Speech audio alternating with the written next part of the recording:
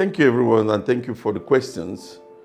My trip to Virginia for CEO conference at Liberty University came with a bit of a mixed feeling because I considered that kind of trip, leaving my business and spending a lot of money, leaving my business for a whole 6 days and spending that kind of money.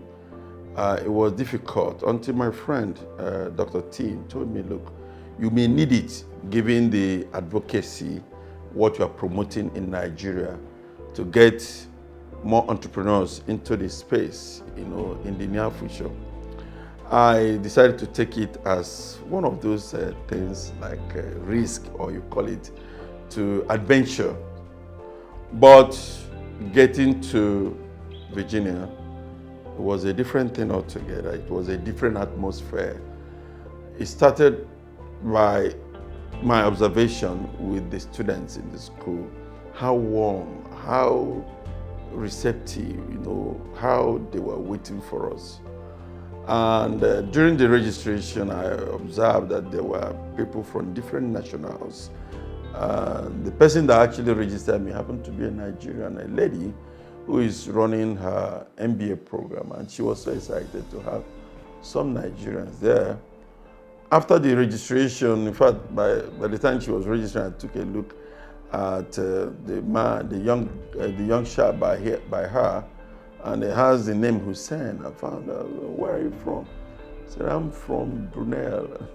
So it was a good experience for me. I was smiling all through due to the feedback I was getting from them. So after the registration, and I got my badge written in blue, CEO Summit guest CEOs. So I went inside the hall, observed that there were other people. The first time I came into the big hall, the big auditorium, I saw a lot of young faces by the back. And they kept conducting me, said I should come. Something was actually going on. There was a panel discussion when I got in, and they caught my attention. The first thing I said to myself after about 20-30 minutes into that discourse was like, wow, I should have brought some people here with me, because what they were saying, telling us about the future, telling us about what will happen when they get to net zero economy, the 2050, what happens by 2050, all like, come on. This is knowledge every entrepreneur must have now. So I continue to pay attention to that. And a number of panelists were coming. They were coming in fours, a set of fours. And when we finished that afternoon, we went for normal, tea break, come back, lunch, and the rest. So from there was dinner selected for 7 p.m. It was when I got to the dinner that I made an observation, and that's what I tagged my story, the future CEO. So it was when we got to the dinner that I found out that, look, this whole thing was not just a summit for people like us to come and learn, but it was a platform for their students, those in their final year, those in their MBA classes, to mingle, interact, and exchange numbers with the renowned CEOs from various parts of the world. I now took a closer look at the badge, those that were wearing the red badge. It was written Future CEO. And they were all students, and they were coming to ask questions, take numbers, take pictures. For a number of people that gathered there, can imagine in our midst were great men, retired generals, great businessmen. Someone like David Malpass, the ex-president of World Bank. You have someone like Eric Shims, the current president of Merrill Lynch, Bank of America. You have a number of them. You have someone like Tosi, the congresswoman. You have, who should I mention? You have the CEO of Ford, the COO of Toyota. A lot of people all seated there. At the dinner, the traditional rulers, the Olu of Warri, the traditional ruler from Ghana. So they were all seated in the dinner. And it was a good experience. Every of those speeches, the speech they made was, towards encouraging the students, telling them to take more risks, telling them that the future is for them.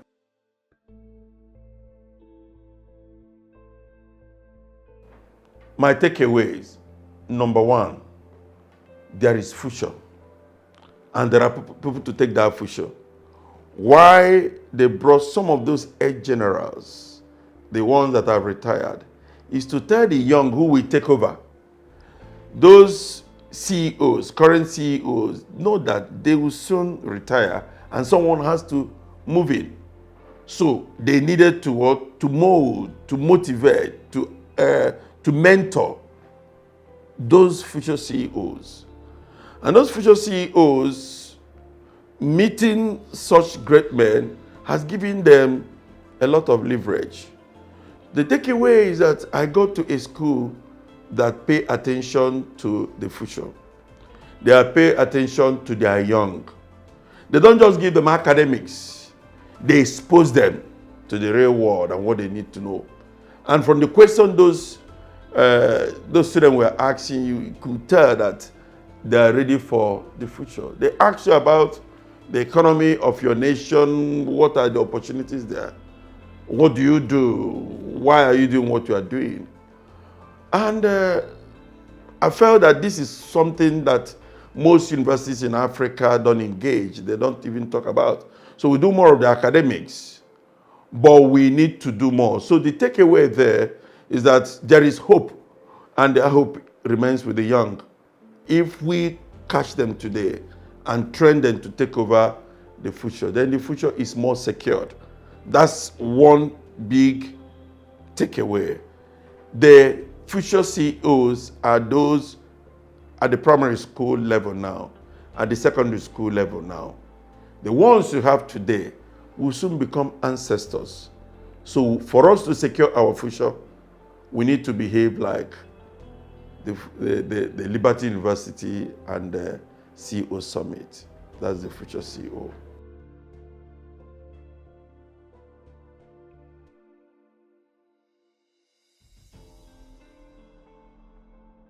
CEO Summit, wonderful summit indeed.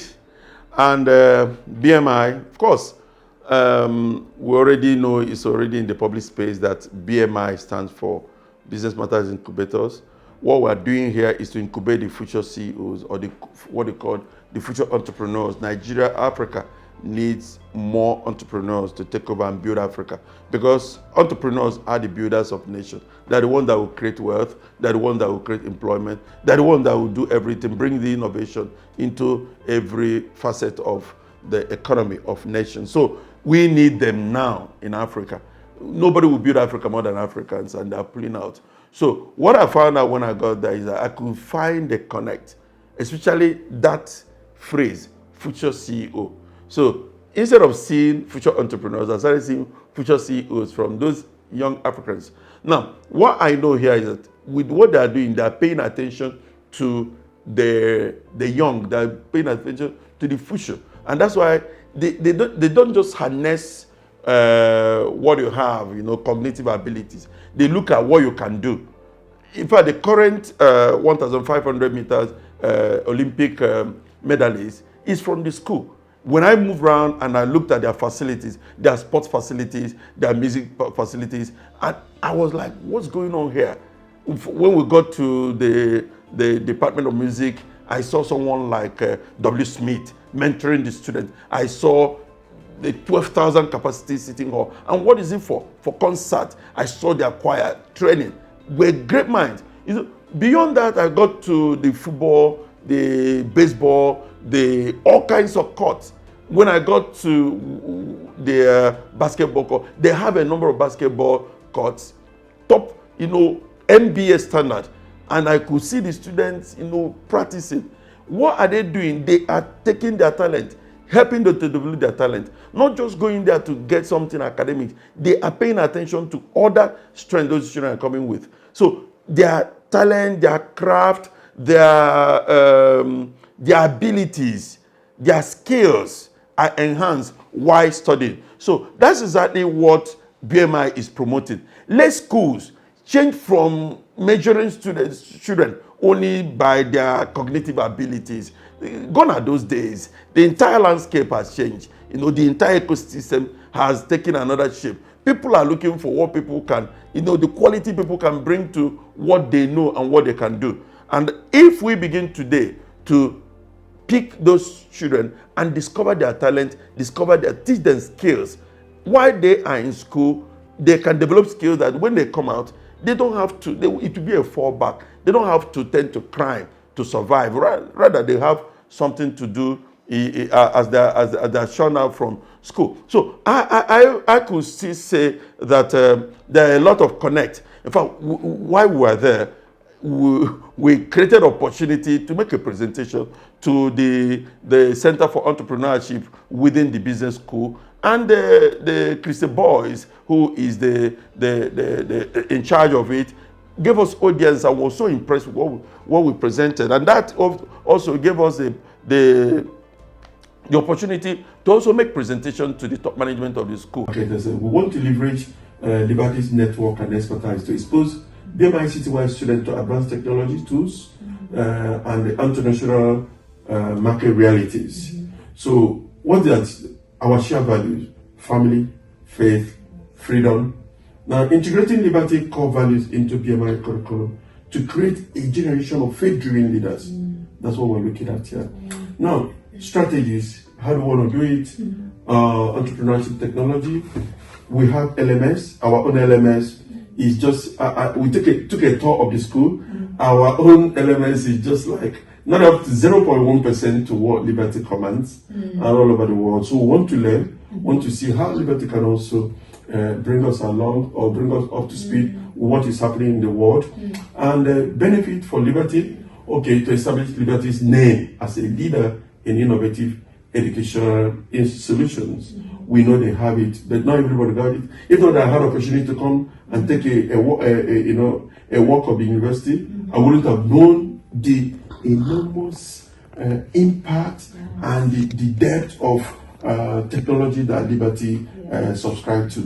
Now, ethical entrepreneurship want to promote entrepreneurship driven by Christian principles, prioritizing community development and societal good. So benefit for Liberty is to reinforce Liberty's core mission while contributing to sustainable development in Africa.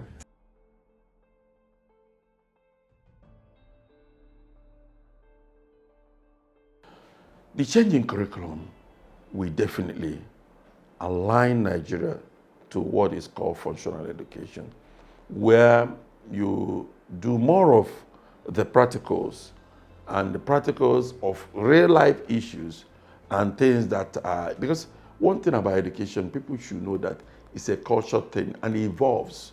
So because it evolves, let us not remain where we used to be 30 years back, because the world is moving. So the entire ecosystem is changing all over the world. People are looking at what will work for them. Not only just going to adopt what works in Britain and bring it in Nigeria. It might not work. Today, Nigeria is grappling with a lot of issues. The children are coming out from school, the youth are coming out, graduating from university. They don't know what to do. And that's why today we are grappling with that youth bulge and the problem every here and there. Because they are not giving plan B. Companies that will employ them are pulling out from Nigeria. The economy is so bad to even create more organizations that will absorb them.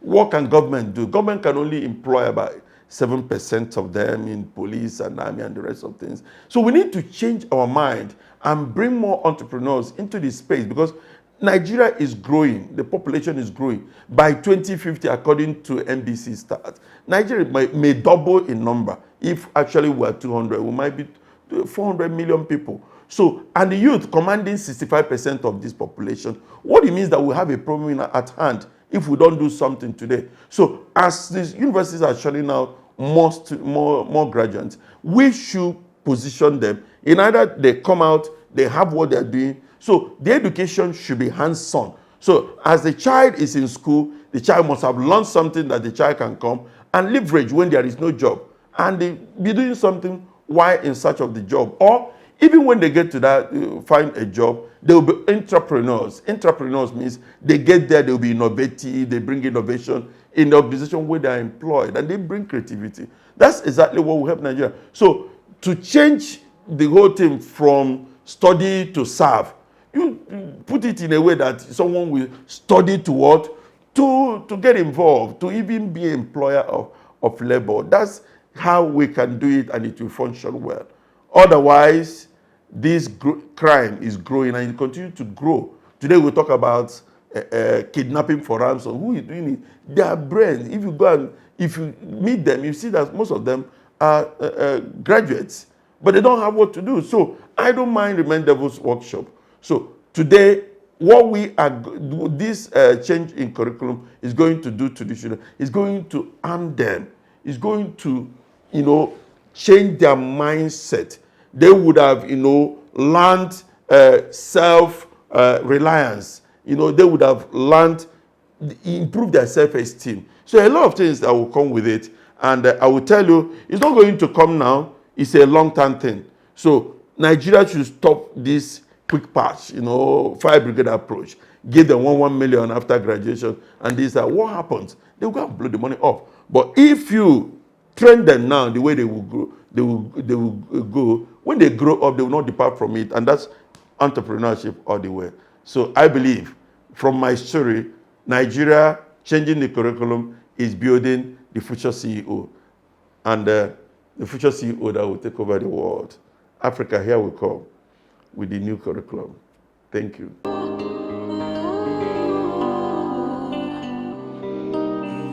BMI Finishing School.